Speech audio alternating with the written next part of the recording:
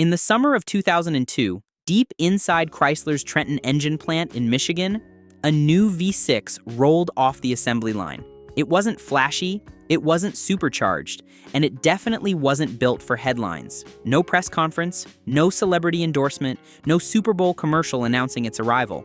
But what almost nobody knows is, this engine would quietly power over 1 million trucks and SUVs across North America, while building one of the most confusing reputations in modern automotive history. Some owners swore it was bulletproof, others called it a ticking time bomb.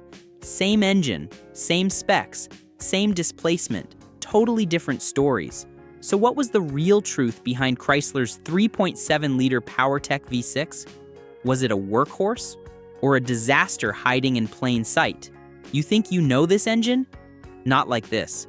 Because to understand the 3.7 PowerTech, you have to go back to the late 1990s, a time when Chrysler was in trouble.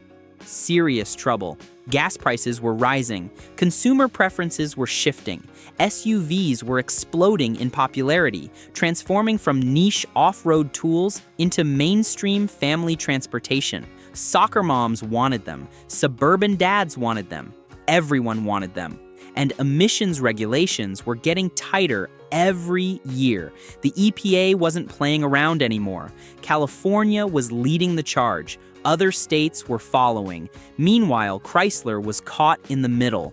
Their legendary V8s were getting harder to justify in smaller platforms. Fuel economy numbers were embarrassing. Insurance rates were climbing. Younger buyers were looking at Japanese competitors with more efficient powertrains. But the underpowered V6 Chrysler had been relying on weren't cutting it either.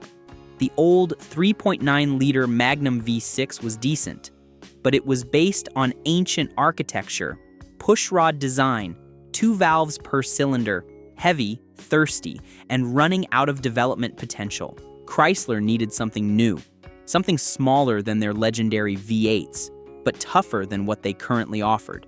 Something that could meet tightening emissions standards while still delivering the torque truck buyers demanded, and they needed it fast, because the competition wasn't waiting. Ford had their 4.0-liter SOHC V6 gaining traction in the Explorer and Ranger.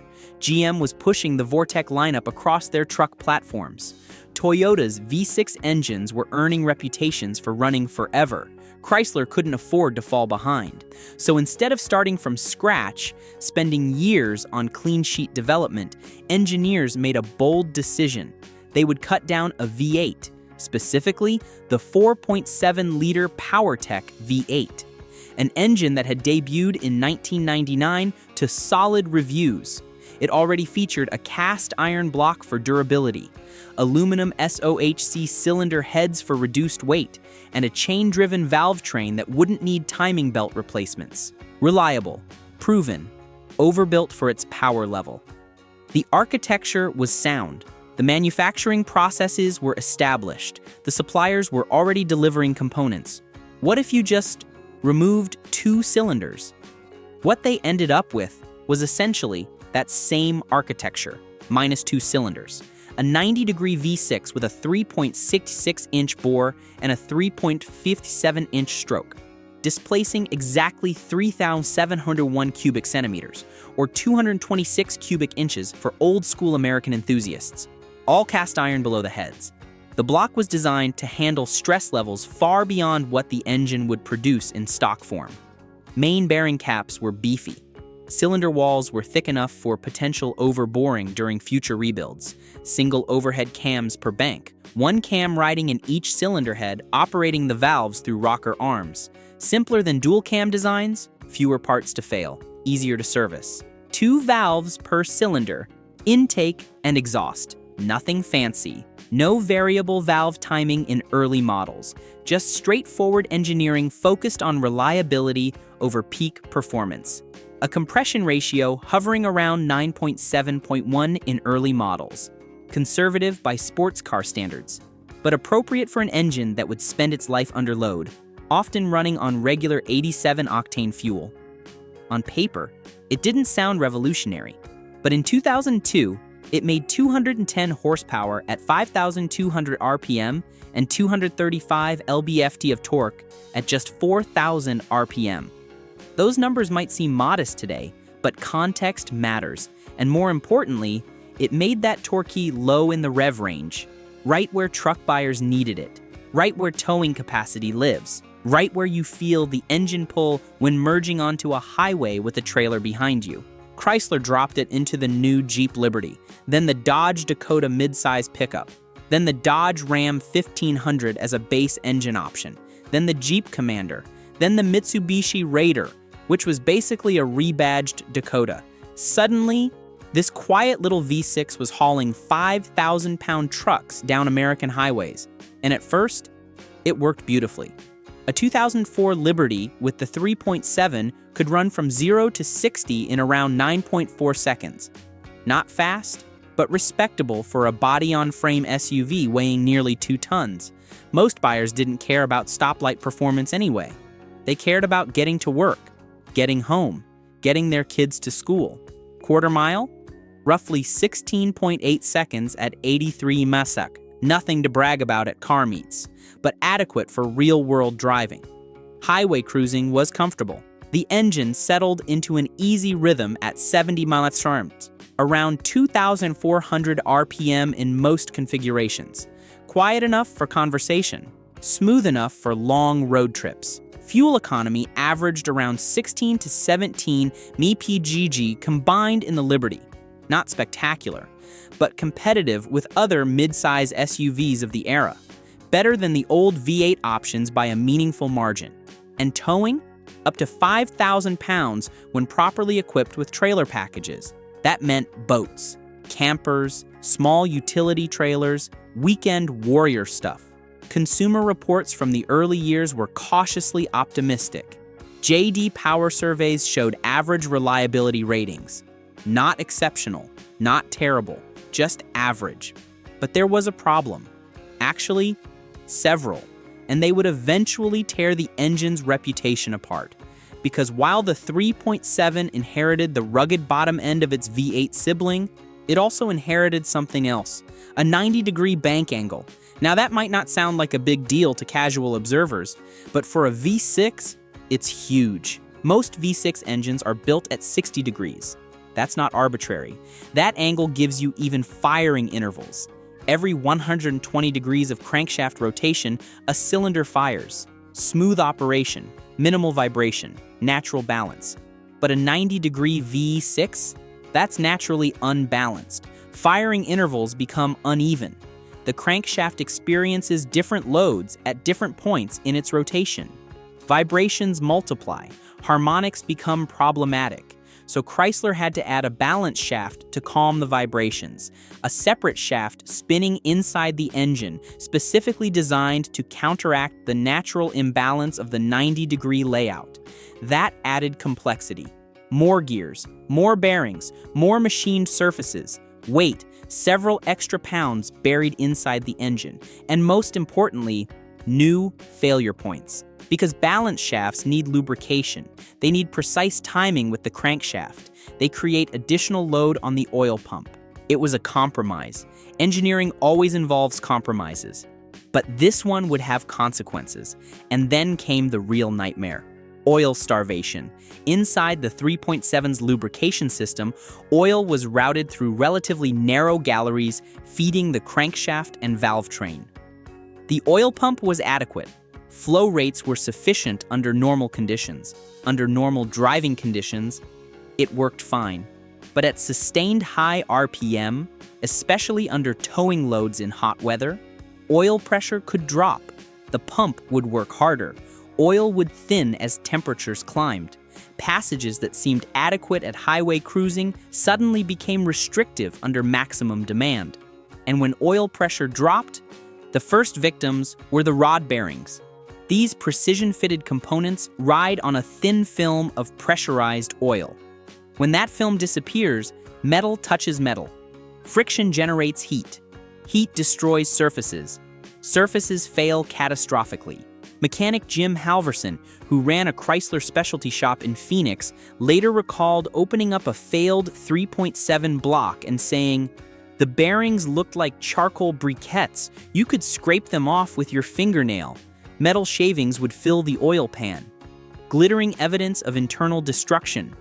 Oil passages would clog with debris, making the problem worse with every mile.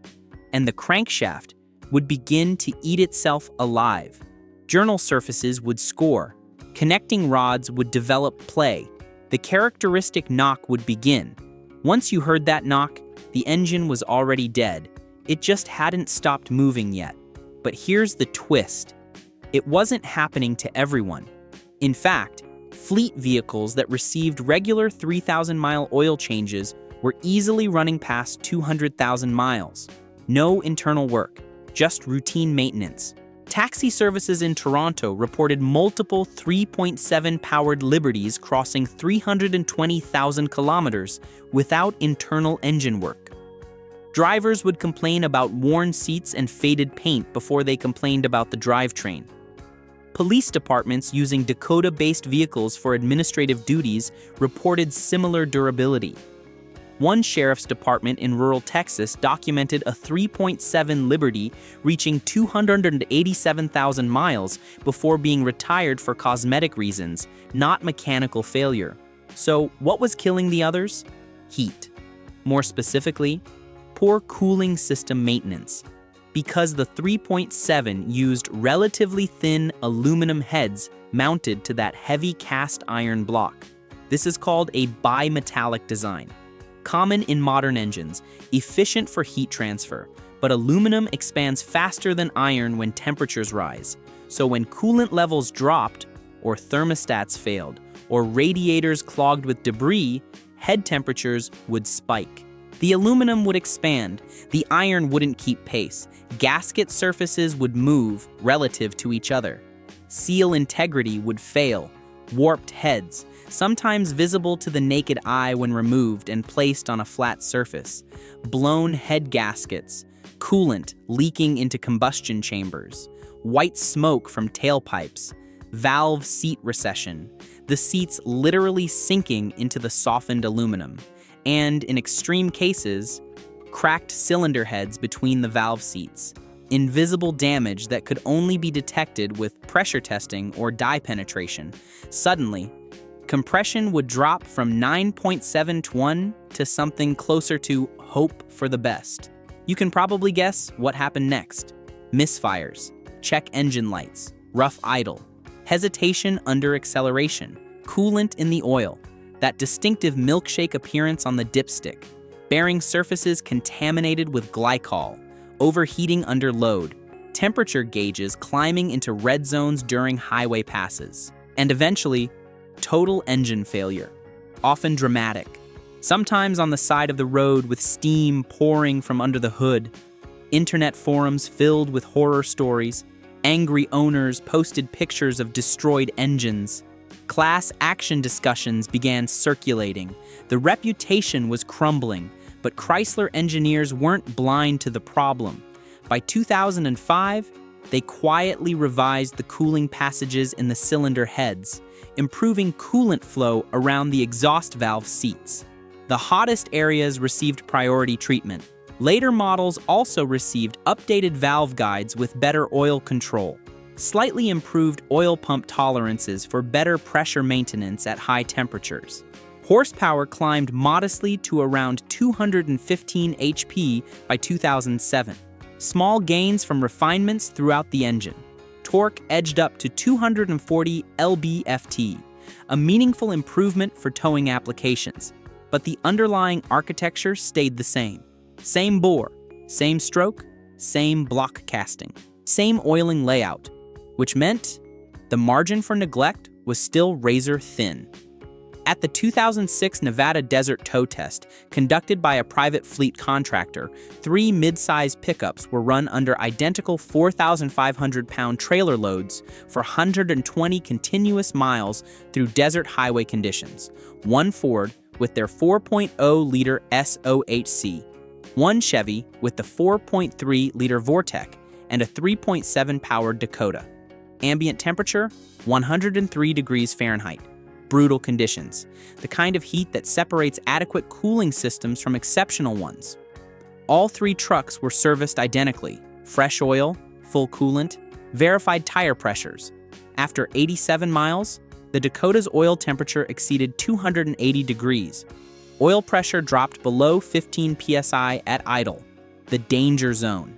Bearings need pressure to survive. Test engineers noted audible bottom-end knock during cooldown, that sickening sound of damaged bearings. The Ford ran slightly cooler. The Chevy ran coolest of all. The Dakota survived, barely. Post-test inspection revealed minor bearing wear on the Dakota. The other trucks showed no internal signs of stress. And that's when the reputation started to split. Owners who treated the 3.7 like a V8, running long oil intervals, cheap coolant, or ignoring warning lights, often saw catastrophic failure before 120,000 miles. Extended drain intervals were killers. Some owners pushed 7,500 or even 10,000 miles between changes. The 3.7 couldn't tolerate that abuse. Oil broke down, sludge formed, passages clogged. Coolant neglect was equally devastating. Skip a flush cycle, ignore a slow leak, the engine would remember. But owners who followed strict maintenance schedules? Different story entirely. Some were logging 250,000-mile odometer readings on original engines, all on the same basic long block. A forum user named Dakota Dave documented his 2005 Dakota 3.7 reaching 312,000 miles before selling the truck. Synthetic oil every 4,000 miles. Coolant flush every 30,000 miles. Never towed above 3,500 pounds. The engine never needed internal work. Another owner reported a 2006 Liberty hitting 275,000 miles as a pizza delivery vehicle. Thousands of short trips. Constant stop and go. But religious maintenance every 3,000 miles. The pattern was clear. The engine wasn't randomly failing. It was failing when neglected. Production of the 3.7 PowerTech would continue until 2012. By then, the world had changed. Emissions regulations were tightening again. CAFE standards were rising. Fuel economy was no longer optional. It was mandatory. And Chrysler needed something lighter, more efficient, more modern. The all-new Pentastar V6 was waiting in the wings. Aluminum block, significant weight savings over the iron PowerTech. Dual overhead cams, 4 valves per cylinder, better breathing, higher RPM capability, variable valve timing on both intake and exhaust. VVT allowed optimization across the entire RPM range, higher compression ratios above 10.21, better thermal efficiency, more power from less fuel, over 290 horsepower in early configurations, eventually climbing past 300 in later versions. Compared to that, the old 3.7 looked prehistoric. An iron block 2-valve pushrod-style engine against an aluminum multi-valve variable timing powerhouse. There was no competition. Tooling for the PowerTech line was gradually phased out. Workers retrained for new production lines. Assembly ended quietly.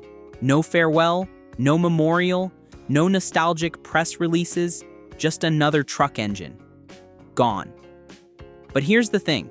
Today, thousands of those engines are still out there, still towing boats on summer weekends, still hauling lumber from hardware stores, still running 2 decades after rolling off that Michigan assembly line.